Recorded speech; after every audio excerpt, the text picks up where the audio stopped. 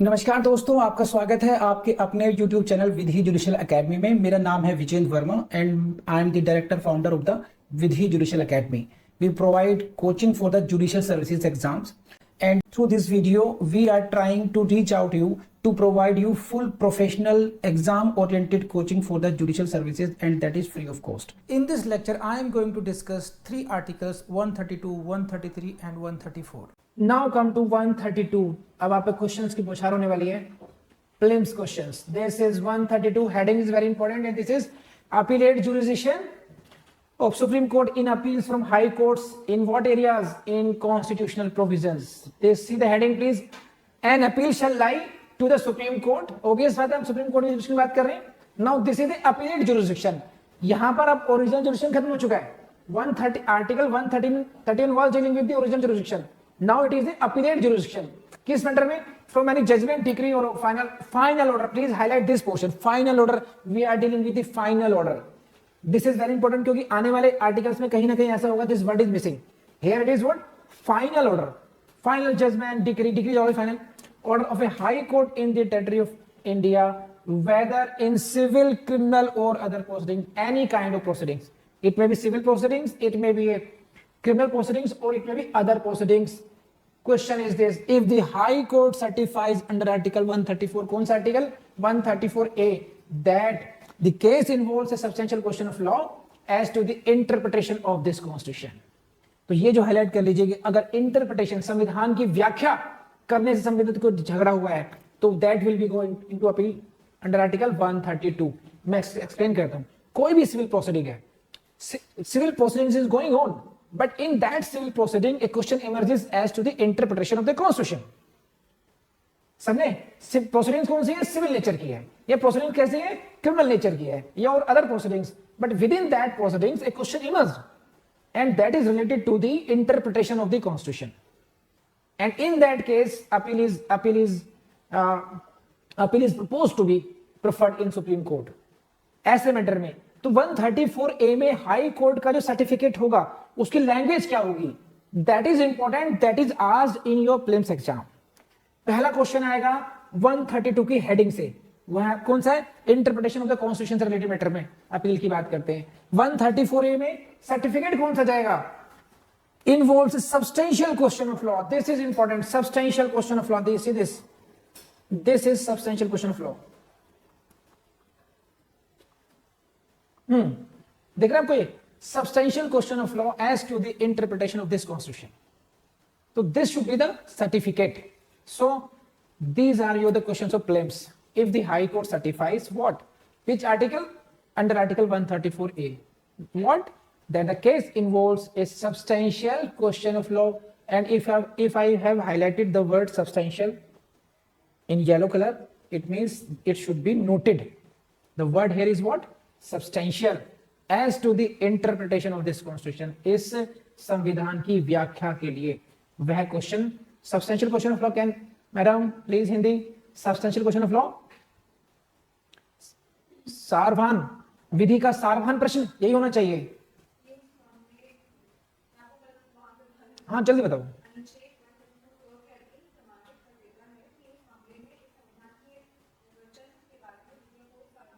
विधि का कोई सारभान प्रश्न.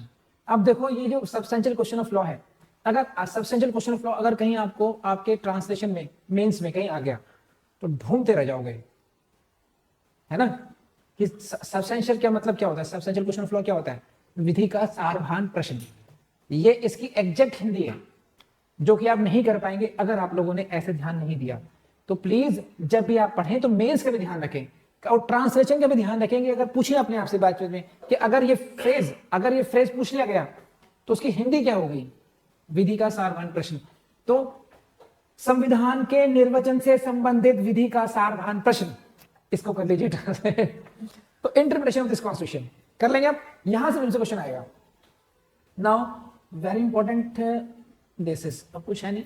Where such certificate is given, अगर हाई कोर्ट ऐसा सर्टिफिकेट दे देती है 134A में हाई कोर्ट सर्टिफिकेट इशू करती है, then any party in the case may appeal to the supreme court that on the ground that, फिर कोई भी पार्टी आफ्टर दैट सर्टिफिकेट कोई भी पार्टी सुप्रीम कोर्ट में जा सकती है.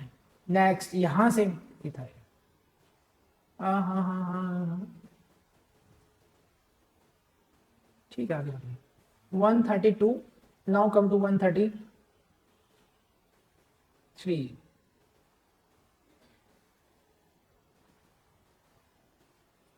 This is again same. 133 deals with what? Appellate jurisdiction in cases of civil matters. पहला question prelims article number 133 deals with what? It deals with appeal to Supreme Court in civil matters. 131 deals with original jurisdiction. 132 deals with the appeal in any kind of proceedings in which question is relating to interpretation of the constitution. There is substantial question of law. Now this is the civil cases. Civil case में क्या होगा? Very important. An appeal shall lie to the Supreme Court from any judgment, decree or final order. Again, this is final order. Final order means it is not interlocutory order. It is a final order. अंतिम निर्णय हो चुका है. Final. In a civil proceeding of a high court to Supreme Court appeal जानी है. कर लिया highlight अपने. In the territory of India, if the High Court certifies the see, सारी लड़ाई प्लिम्स की कहां पर है? 134A का सर्टिफिकेट क्या है? 134 के ए के सर्टिफिकेट में लैंग्वेज क्या यूज होनी है? That is important here. That the case involves A substantial question of law. ये पहले भी था, अब भी है, लेकिन क्या इन्होंने ऐड कर दिया? Substantial question of law of general importance. Please see the word general importance add कर दिया इन्होंने इसमें भी है. Madam please Hindi. Substantial question of law of general importance, सामान्य महत्व का.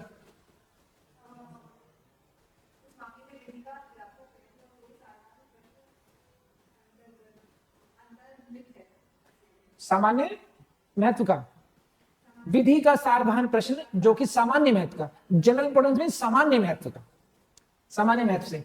सो तो ये जो फ्रेज में डिफरेंस आया, यहीं से आपको प्रिलिम्स से घुमाने की कोशिश करते हैं वो. 134A civil appeal, civil matters में कौन सा सर्टिफिकेट जाएगा? Substantial question of law of general importance. And please see आगे क्या है? And that in the opinion of the High Court, said question needs to be decided by the Supreme Court. दो बातें हो गई. Now I show you this. 132 में क्या था? Substantial question of law. 133 में क्या है? Substantial question of law of general importance and needs to be decided by the Supreme Court. These are the three different things. In case of 133, अब तो भूल जाएंगे ना? हो जाएंगे कंफ्यूज? नहीं होंगे? That's nice. So substantial question of law यहां पर भी है, लेकिन यहां पर ये फेजर हो गया 133 में, और यहीं पर मिक्स करता है वो.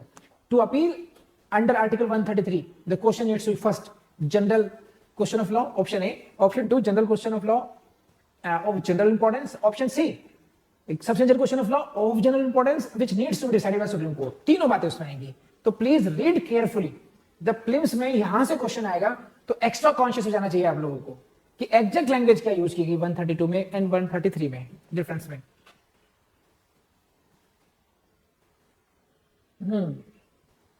नाउ अभी अब क्वेश्चन ये है कि अपील इज, एक अपील जा रही है सिविल मैटर्स में. Question is this, please see this side. 132 में क्या था? किसी भी प्रोसीडिंग्स में इंटरप्रिटेशन ऑफ द कॉन्स्टिट्यूशन से संबंधित मामला होगा. We will go to 132. Now suppose कीजिए एक basically a matter is of civil proceeding and जो अपील है, appeal is being preferred on 10 grounds. 10 आधारों पर सुप्रीम कोर्ट में अपील जारी है. उनमें से एक है कि जिस हाई कोर्ट ने इंटरप्रिटेशन ऑफ द कॉन्स्टिट्यूशन भी गलत किया है. तो क्या हम 132 में जाएंगे या 133 में जाएंगे? 132 का स्कोप छोटा है, वहां पर आप जा रहे हैं only on one point that the interpretation of the constitution related. समझे आप? 133 में उसको स्पेसिफाई करने के लिए इन्होंने 132 में लिखा है, नॉट विथस्टैंडिंग एनीथिंग इन 132, कि 132 में कुछ भी लिखा हो, 132 में कुछ भी लिखा हो, any party appealing to the supreme court under clause 1, यानी कि 133 क्लॉज 1 में मे अर्ज as one of the grounds in such appeal that substantial question of law as to the interpretation of this constitution. ये लाइन याद कर रहे हैं आप? कहां दी है? substantial question of law as to the interpretation of constitution. ये 132 में जाते हैं हम. तो 133 में भी इसके लिए हम जा सकते हैं. जब ये मैटर सिविल प्रोसीडिंग्स का हो and there are other grounds as well. जब केवल एक ही ग्राउंड है इस बात की, we will go under article 132। समझ रहे हो बात? जब इस मैटर पर जाना है, substantial question of law as to the interpretation of this constitution, अगर केवल एक ग्राउंड पर अपील होनी है, विच आर्टिकल 132। लेकिन if it is one of the grounds, one ground ये है और अदर ग्राउंड्स और भी हैं, और matter civil, then we will go under article 133। I hope समझ गए। प्लीज जो लोग समझ चुके हैं रेज हैंड रेज, शाबाश। जो लोग नहीं रेज करते इसका नहीं समझे, देखिए 132 में हम जा रहे हैं इसलिए, ओहो समझने की बात है, समझ लीजिए क्या है ये जो मैटर है 132,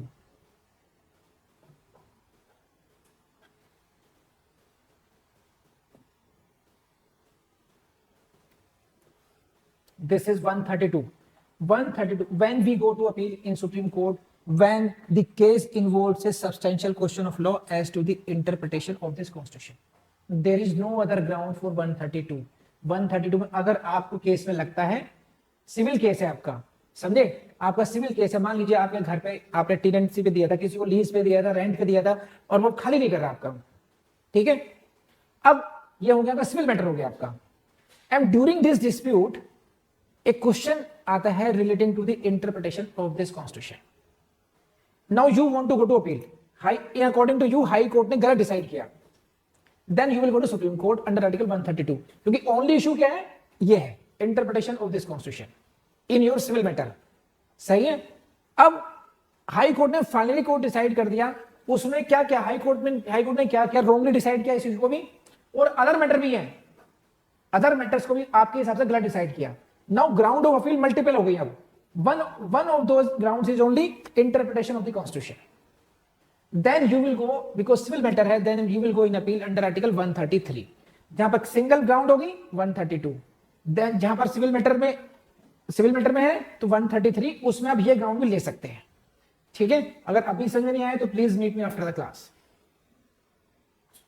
बढ़े आगे, सो 133 में हो गया, ये डिफरेंस समझ गए हम लोग, सब्सटेंशियल क्वेश्चन ऑफ लॉ, ये सब।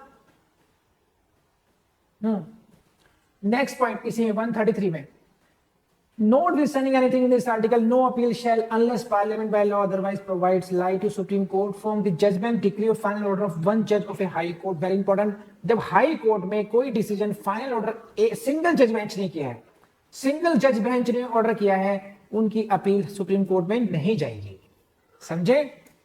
That appeal against that final order will not go to supreme court.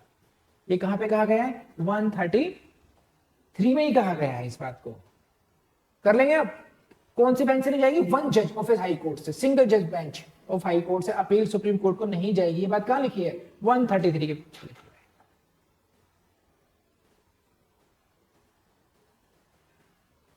Now come to 134, इसी तरीके से पढ़ने हमने वैसे भी। अगेन 134 की heading, appellate jurisdiction of supreme court in regard to criminal matters. तो 133 civil matters, 134 criminal matters, 132 relating to the interpretation of the constitution, 131 original jurisdiction, सही, ठीक है। An appeal to the supreme court from any judgment, again वही final order. अभी तक सब जगह whether it is 132, whether it is 133 और whether it is 134, the phrase, the term uses what, final, अंतिम ऑर्डर, अंतिम आदेश, फाइनल ऑर्डर। क्या, if the high court certifies what, see, if the high court क्या करा हाई कोर्ट ने, has on appeal reversed an order of acquittal of an accused person and sentenced him to death। समझे इस बात? I believe कि आपको ये class पसंद आई होगी, बट फिर मैं आपसे कहूँगा कि दुनिया का कोई भी इंसान आपको जज नहीं बना सकता जब तक कि आप खुद बनाना चाहें। तो मेरी आपसे गुजारिश यही है कि अपनी डिटर्मिनेशन को बना के रखिएगा, अपने आप से कहिए कि हाँ मुझे जज बनना ही बनना है, बस इतना भी कर लेंगे आपका काम हो जाएगा। चलिए अब अगले वीडियो से शुरू करते हैं, अगली पढ़ाई शुरू करते हैं। Thank you very much.